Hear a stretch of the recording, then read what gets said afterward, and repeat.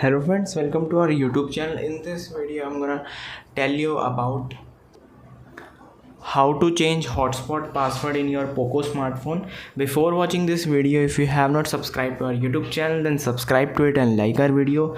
So let's start friends. First you have to open your settings like this. Then you have to click on network and internet. Here you can see mobile network and other options. Just swipe here and go to hotspot and tethering. Click on Wi-Fi hotspot and here you can see Wi-Fi hotspot password. From here you can change it.